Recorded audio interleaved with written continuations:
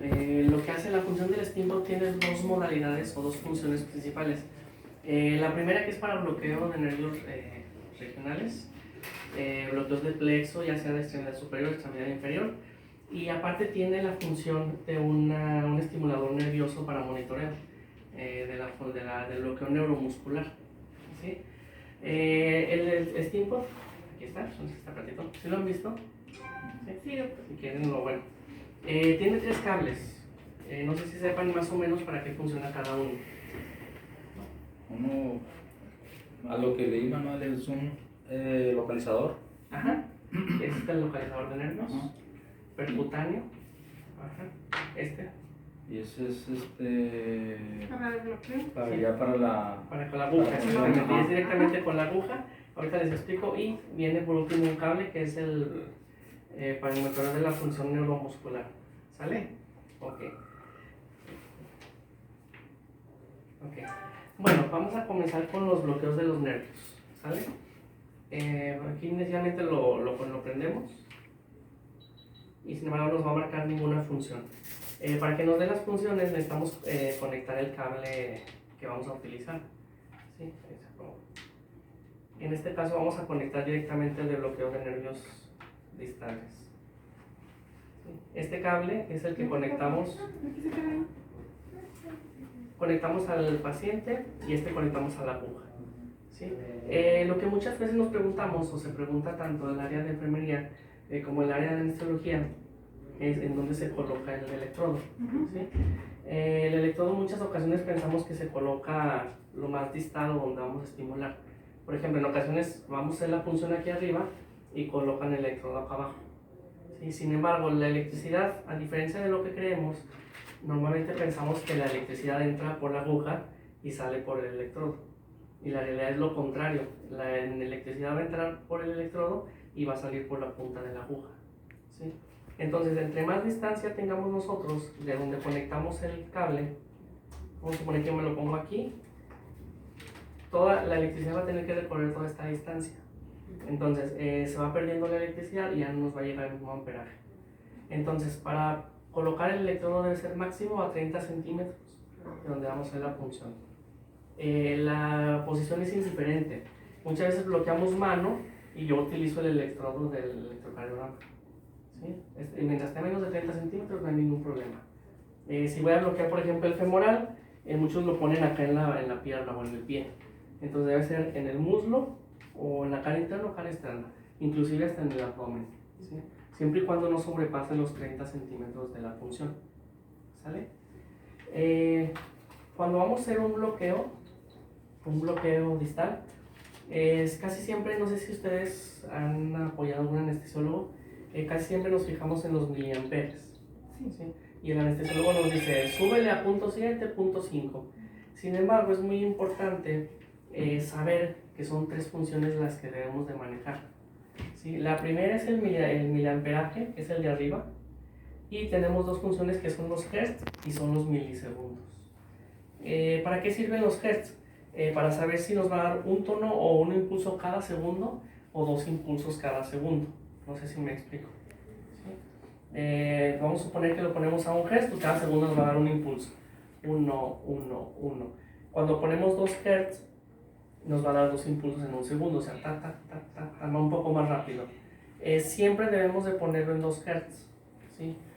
¿Por qué es importante? Porque se imaginan, porque vamos a suponer que yo estoy entrando con la aguja, me lanzo un estímulo y yo sigo avanzando y hasta que me dé el otro a lo mejor ya sobrepasa el nervio. Entonces se hace más frecuente, más rápido los hertz con la intención de que más rápido nos esté dando la estimulación. ¿Sale? Entonces siempre que se los pidan, aquí en hertz, ¿sí lo alcanzan a ver? Sí, siempre que estén 2. Salvo que el anestesiólogo nos diga, bueno, no, lo ocupo en 1, sin embargo es raro. Si lo ideal es ponerlo siempre en 2. Y la otra función que es muy importante son los milisegundos. ¿Sí? Es decir, el impulso viene a 1 miliampere, pero la duración del estímulo es 0.1 segundos. ¿Sí? ¿Cuál es el problema? Que en muchas ocasiones alguien lo configura y lo deja, por ejemplo, en 0.3, en 0.5 o en 1 milisegundo. ¿Qué va a pasar con esto? Que la intensidad, la cantidad de la electricidad va a ser mucho mayor que si lo colocamos a 0.1 milisegundos. ¿Sí me estoy más o menos explicando? Sí. Sí. Ahora, vamos a suponer, ¿no tendrán una agujita abierta? No. ¿No? O una aguja normal para... ¿De hipodérmica? Sí, para esquematizar. Pero vamos a suponer que este es el nervio. Déjanos que te hagan una agujita. ¿Aceptamos bien? ¿No hay lugar? Ok. Bueno, perfecto. Ok. Vamos a suponer, vamos a esquematizar que esta es la aguja del estimoplex. ¿Sí? Si yo, este es el nervio y yo ya hice la punción. ¿Sí? Si yo coloco el estimoplex a 1 miliampere, ¿sí se ve? Significa que más o menos estamos a esta distancia del nervio. Entre más bajo tenga yo los miliamperes, por ejemplo, me dan 0.5. Y si yo tengo respuesta del nervio, significa que estoy más o menos a esta distancia. La distancia mínima debe de ser de 0.3 miliamperes. ¿Sí? ¿Qué significa? Si yo tengo una estimulación a 0.3, ¿qué significa? Que estoy prácticamente tocando el nervio. Cierto. Sí, sin embargo, si yo tengo estimulación a 0.2 o 0.1, significa que estoy adentro del nervio. Entonces, si inyecto, voy a provocar una lesión. Es por eso que siempre el anestesiólogo les dice, ve bajando, ve bajando. Ya si en 0.3 estamos bien, en 0.2 no hay estímulo, ahí depositamos el... Sin embargo, si yo tengo, vamos a suponer, si yo estoy dando un estímulo a 0.3 miliamperes y me está dando respuesta, ¿qué significa? Que estoy muy cerca del nervio. Sin embargo, si yo por error coloco los milisegundos, en lugar de 0.1 lo coloco en 0.3, muy probablemente yo no esté pegando al nervio, esté muy lejos. ¿Por qué? Porque me está dando más tiempo de estimulación y la carga total es mucho mayor. ¿Sí? ¿Sí me explico la importancia de los milisegundos? Sí. ¿Sí? Entonces, siempre que les den un estimuplex, un stimpod, siempre hay que ponerlo en 0.1 milisegundos. ¿Sí? Salvo que el anestesiólogo les comente otra cosa. Es una función que desafortunadamente muchos anestesiólogos no conocen.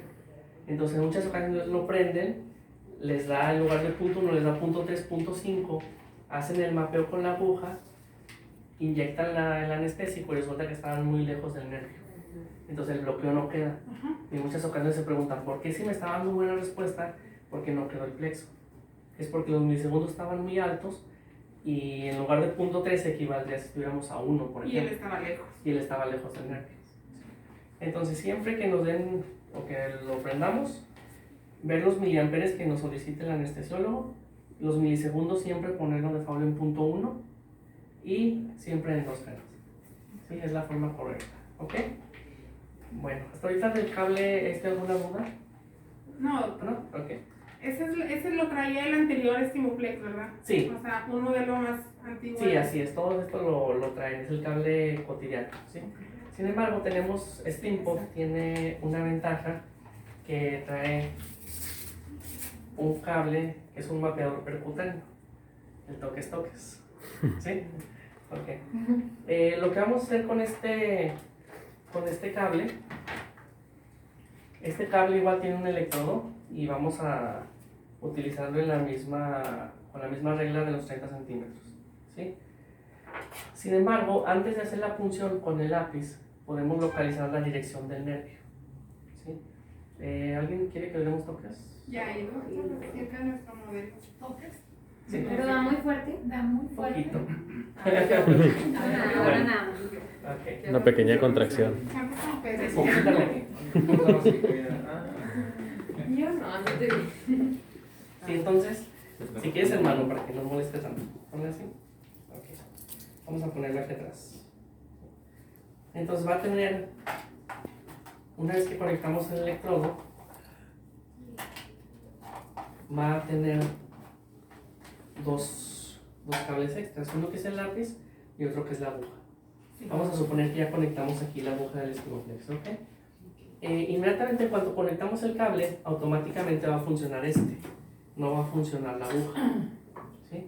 Entonces aquí nos va a dar, en lugar de 0.1, 0.2, nos va a dar de 0 hasta 15 miliamperes.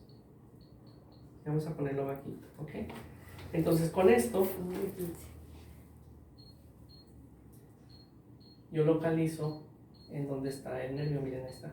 ¿Sí? Ay, sí. ¿No molesta? No. ¿No? Vamos a subirle hasta que moleste. ¿sí?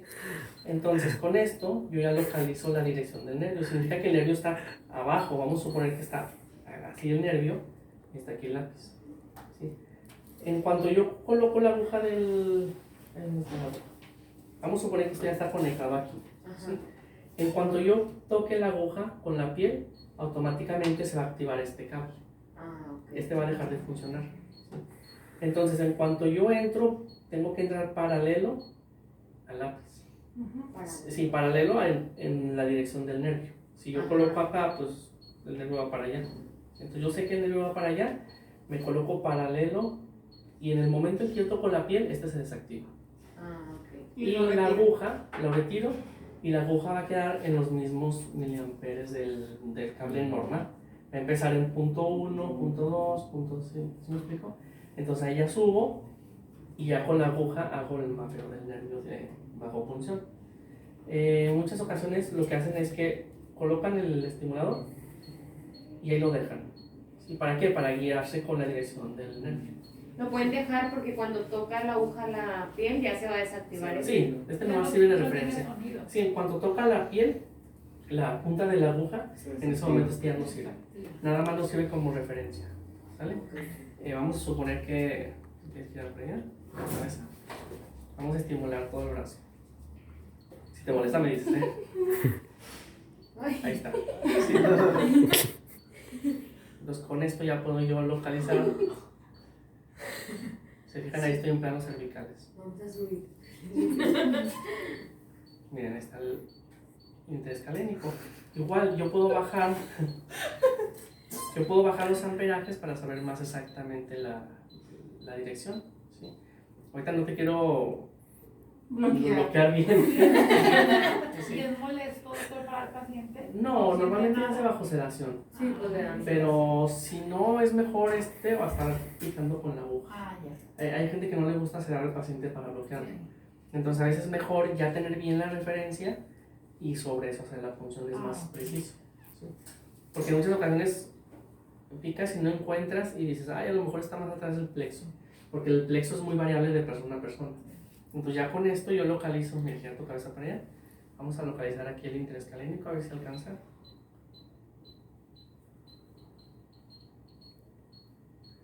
Mira, está el interescalénico, ¿sí? Yo sé que ya lleva esta dirección, entonces ya haría la función aquí. Y retirar el... Sí, en cambio, si no, pues muy probablemente entre acá y a lo mejor, porque por ejemplo la entrada normal es por acá y ella tiene un poquito más atrás el plexo. ¿Sí?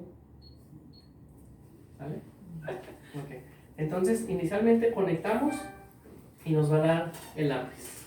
¿Sí? Hacemos el mapeo y ya en cuanto nada más tocando, automáticamente se pone en 0 y tenemos que subir a conforme quiera el anestesiólogo, al punto 6, punto 8, depende de cada quien. ¿Sale? Ok. Y igual este también es por milisegundos, también se pone en punto 1 y también se coloca en 2 Hz. ¿Sí? ¿Cuándo es correcto subir los milisegundos? Es lo que muchos se preguntan. Por ejemplo, si tenemos un paciente diabético, si tenemos un paciente diabético que tiene neuropatía, que tiene muy larga evolución, en ocasiones no sé si han fijado que estamos haciendo la punción. Gracias. En ocasiones sí he visto que estamos haciendo la punción y no encontramos el nervio. Y en muchas ocasiones es porque ese nervio ya no responde igual a los estímulos. Entonces, en pacientes que toman gabapentina, lírica, diabéticos de mucho tiempo de evolución, que tienen neuropatías o que toman medicamentos antidepresivos y todo, es donde debemos subir los milisegundos. ¿Para qué? Para prolongar el tiempo de estímulo y que la respuesta sea más factible. ¿Sí? Entonces, cuando nos va a decir en ocasiones que no encontramos, pues subir los milisegundos. ¿Sí? Nada más colocamos aquí punto 3. En el tiempo ahorita entramos al menú, ahorita les explico cómo entrar al menú. Lo podemos poner a punto 1, punto 3 y a 1 milisegundos. ¿Sí? Pero siempre iniciando en ¿cuál? Punto 1. Punto 1. ¿Sale? Ok. ¿Dudas hasta ahorita no? No, por bueno, este lápiz no necesita conductor, gel o algo. Sí, se puede poner. Se le puede poner. Sí, y funciona mucho mejor. Ok. ¿Sí? Ok. ¿Tenemos otro electrodo? Sí. Sí, ok. Porque ahora trae que no. ¿Vale? Ahora trae conmigo voluntario. Otro voluntario, sí. Otro voluntario. Pero este sí se molesta un poquito más.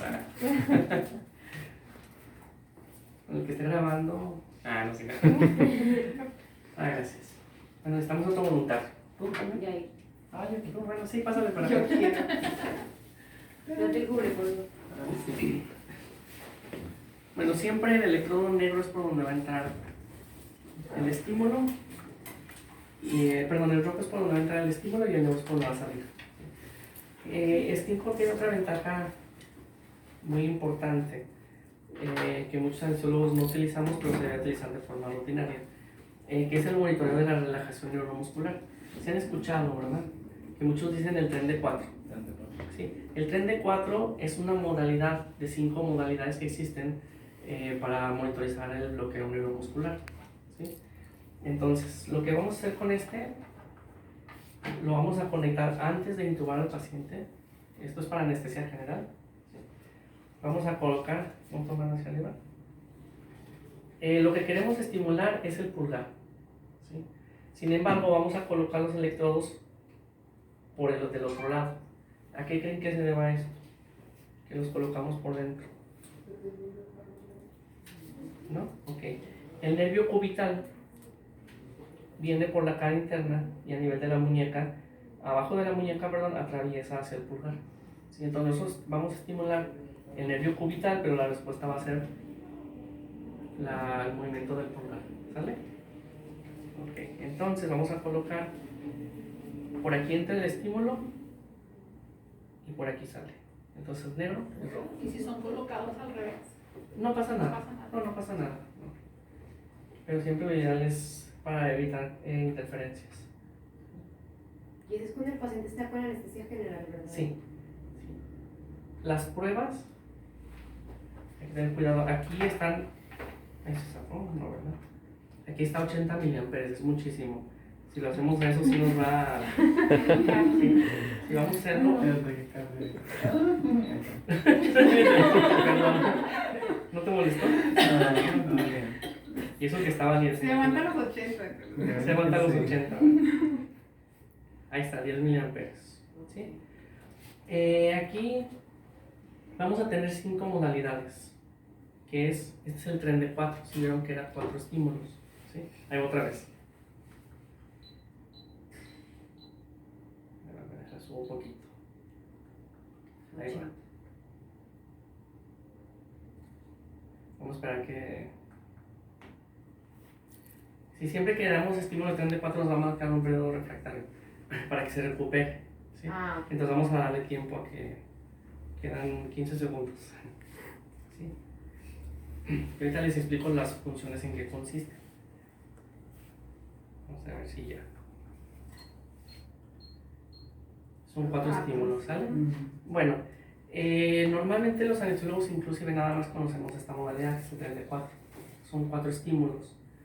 ¿Por qué son 4 estímulos? Cuando llega el nervio al músculo, se llama la unión neuromuscular.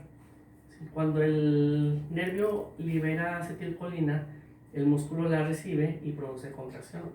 ¿Sí? Sin embargo, es un círculo de retroalimentación. El músculo libera acetilcolina y le envía hacia la fibra nerviosa. ¿Sí? Entonces es un círculo en donde el nervio le avienta al músculo acetilcolina y luego el músculo se la regresa. Y es la forma en que nos estamos contrayendo normalmente. Si no existiera esa retroalimentación, tú contraes tu mano y pues ya se fatigó y se acabó la acetilcolina y nos relajaríamos. ¿Sí? Entonces esa retroalimentación es la que permite que nos estamos moviendo. Cuando nosotros relajamos a un paciente, que le aplicamos rocuronio, ¿qué más tienen aquí? Pues tenemos rocuronio, Cisatracurio, atracurio. Cuando nosotros aplicamos un relajante, se bloquea la unión neuromuscular, pero se bloquea en los dos sentidos. ¿Sí? Sin embargo, comienza a recuperarse primero la post que la pre. Entonces, si yo doy un estímulo, se va a contraer, pero yo no me doy cuenta cómo está el sistema hasta que estimulo varias veces. ¿Sí me explico? ¿Por qué? Porque me acabo la acetilcolina, pero como están bloqueados los presinápticos, ya no me manda acetilcolina para acá y entonces se fatiga la mano. Entonces, ¿qué es lo que pasa? Que tenemos la primera contracción, pero la segunda ya no nos da. ¿Sí me explico o no? Sí. Entonces, cuando tenemos un paciente relajado, si le damos un solo estímulo, pues se va a contraer. Pero si le damos más estímulos, o sea, los 4, probablemente el segundo, 3, 4 se van fatigando. Esto significa que hay una relajación residual. ¿Sí me explico? Con cualquier relajante. Sí, con cualquier relajante. Bueno, esto nos da una gráfica. ¿Sí? Tenemos 5 modalidades. La primera se llama twinge. ¿Sí se alcanza a ver? ¿Cómo la seleccionamos? Aquí en modo, seleccionamos hasta donde diga twinge. Si yo lo enciendo, va a estar dando estímulos continuos. ¿No te molesta? ¿No? ¿Sí? ¿Cuándo creen que nos sirva esta función, esta modalidad? O sea, lo va a tener puesto en el trans, Sí, ¿verdad? pero ¿en qué momento de la cirugía creen que nos convenga esta modalidad? Se llaman twinges. Nos van a funcionar cuando vamos a intubar al paciente. Normalmente cometemos el error los anestesiólogos de decir, le aplico el rocuronio, espérate 3 minutos y luego ya lo intubo. Sin embargo, por ejemplo, el cisatracurio, el efecto máximo es a los 7 minutos. Y hay personas que se relajan más rápido y hay personas que tardan más en relajarse. Entonces, ¿qué es lo que hago? Aplico el relajante y comienzo a aplicar twinges. Ahí va. Sí, conforme el paciente se va relajando, cada vez van viendo que el estímulo se va haciendo más lento. Sí, en el momento en que los twinges se acaban, es el momento de intubar al paciente. ¿Sí? Entonces eso es una manera objetiva para no intubarlo, porque muchas veces nos pasa que lo intubamos y brinca el paciente. O muchas veces le damos mucho tiempo y empiezan a hipotensarse. Entonces la manera correcta es a través de los twinges. ¿Vale? Entonces lo colocamos, ya hacemos la inducción y antes de aplicar el relajante lo probamos. Ya que vimos que sí funciona, en ese momento aplicamos el relajante y esperamos observando la respuesta. ¿Sale? ¿No ves? Eso es en la inducción, ¿verdad? Sí, es la inducción. Póngale relajante para ver. Sí, te dan rocuronio. Sí, primero, o sea. Sí. Entonces esa función son los twinges. ¿Sale? Es estímulo único cada segundo. ¿Sale? Tenemos esto que se llama TET, que es la tetania. ¿Sí?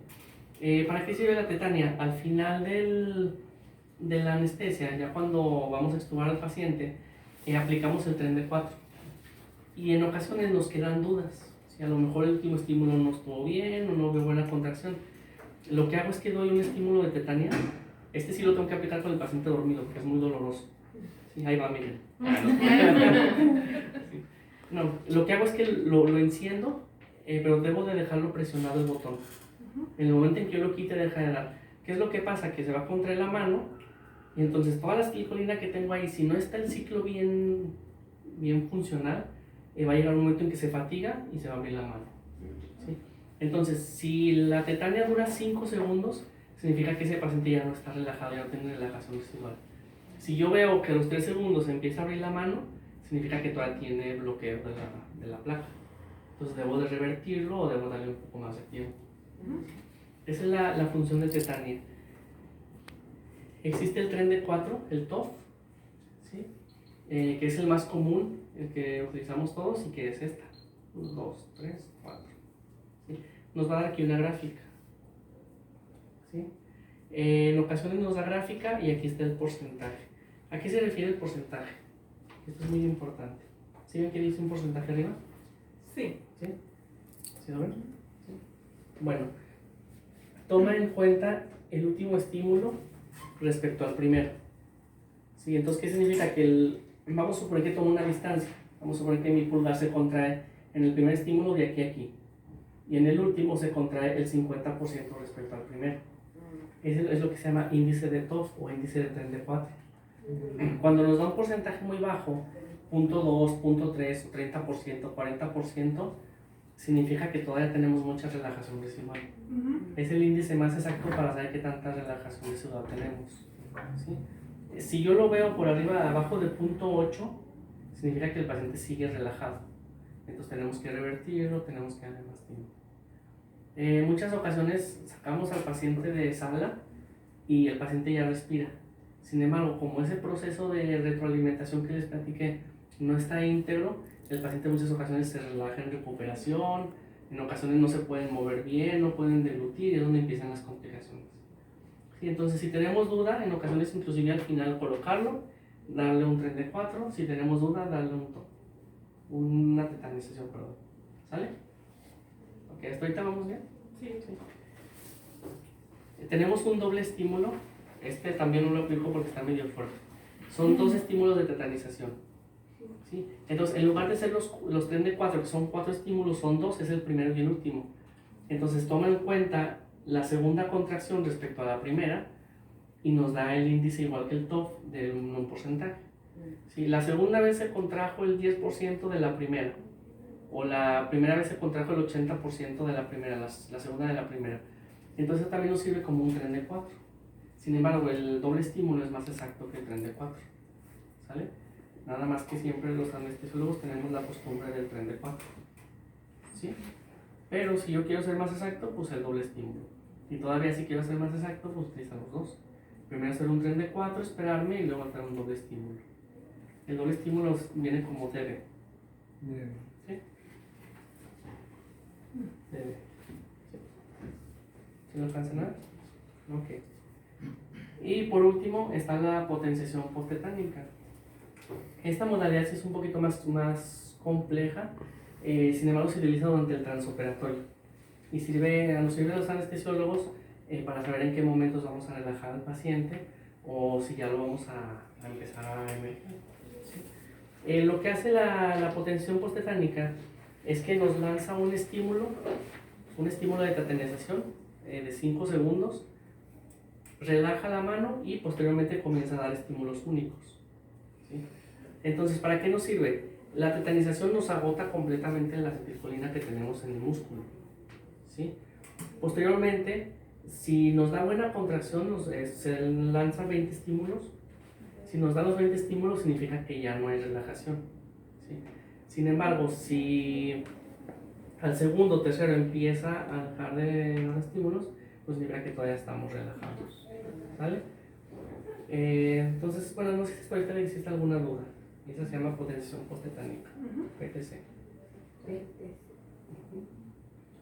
Lo usan muy poco, ¿no? A veces, o sí lo...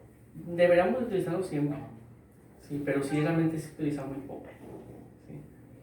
Sí, de hecho la potenciación posttetánica, a todos nos ha pasado que tenemos al paciente intubado y el cirujano está pujando, se está moviendo, y eso nos pasa porque no tenemos este monitor. Si tuviéramos la PTC, en el momento en que nos da 2 estímulos, significa que ya empieza a revertir la relajación. Entonces en ese momento tenemos que relajarlo. Si lo hiciéramos con esto, nunca se nos mueren los pacientes. ¿Sí? ¿Y usted lo usa, doctor? ¿Lo tiene monitorizado el paciente siempre? Sí, siempre se utiliza. Todo el transoperatorio. Sí, todo el transoperatorio. Sí, pero lo que vamos cambiando es la función. Sí, lo que hacemos, por ejemplo, cuando vamos a intubar al paciente, comenzamos con los pinches. Ahí están los pinches. Ahí va. Sí. Ya deja de dar estímulo y ya lo intubamos. Inmediatamente, cuando nos da el estímulo, lo cambiamos a potenciación posttetánica. ¿Para qué? Para saber en qué momento va a empezar a revertir. La potenciación posttetánica se adelanta al tren de 4. El tren de 4 todavía está en 0 y no nos da nada, y la potenciación posttetánica ya nos da algo. Entonces, ¿qué significa? Que en ese momento debo de relajarlo antes de que revierta completamente. ¿Sí me explico? Sí. Ahora, si ya lo volví a relajar, pues continúo en potenciación posttetánica. Sin embargo, si yo digo ya lo voy a despertar porque los cirujanos ya van muy avanzados o porque ya terminaron, tengo que cambiar a 34, que es el TOF. ¿Sí? Entonces en ese momento lo puedo programar. Aquí viene la función de programarlo cada minuto, cada 10 minutos, cada 15 minutos. Yo lo puedo programar para que me esté dando estímulos cada determinado tiempo. ¿Sí? Ahí va.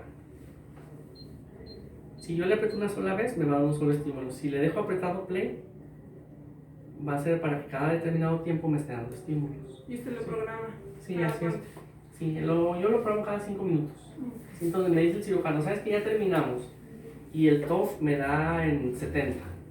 Entonces, lo que hago es que puedo corroborarlo con el doble estímulo o con la tetanización. Sin embargo, si el tren de 4 me da 0.9 o 100%, de 90 o 100%, pues ya no necesito hacer nada. Sin embargo, si ya terminó la cirugía y yo veo que tengo un tren de 4, ¿dónde está? Si yo tengo un tren de 4 de 20%, significa que el paciente está súper relajado. Entonces en ese momento lo revierto. Ajá. O le doy tiempo si no tengo el Bridion o de preferencia Bridion, y si no, pues en ese momento lo revierto. ¿Sí?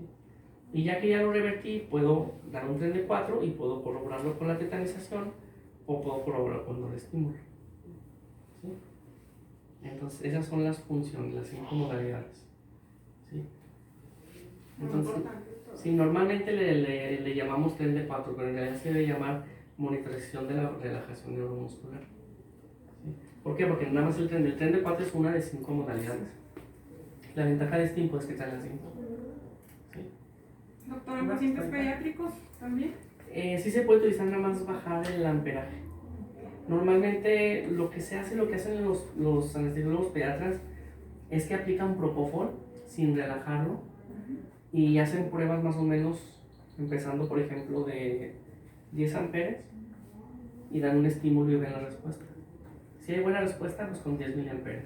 Si ven que no, pues lo van subiendo paulatinamente hasta que vean una buena respuesta y también para que no vayan a lastimar. ¿Sí? Y ya que tienen el amperaje ya calibrado, ya en ese momento lo relajan y comienzan con los pinches. ¿Vale? ¿Dudas? ¿No? Ok, ¿quieren practicar, verlo? ¿O si quieren acercarse para que vean las funciones? Okay. Para cirugía de miembros inferiores, ¿De qué? ¿De plexo o de...? sí, de plexo. Sí, también se puede utilizar para bloqueos femorales, Ajá. ciáticos, sí, cualquiera. Okay. Normalmente el ciático está muy profundo. Normalmente no lo vamos a encontrar tan fácil con la pluma, pero con la aguja sí. Sobre todo la pluma está muy utilizada en miembro superior, en ciáticos bajos y en femoral. ¿Sí? Si quieren, localizamos el femoral. No, te creas. ¿Sí? Bueno, si quieren acercarse para que lo, Sí. para que lo vean.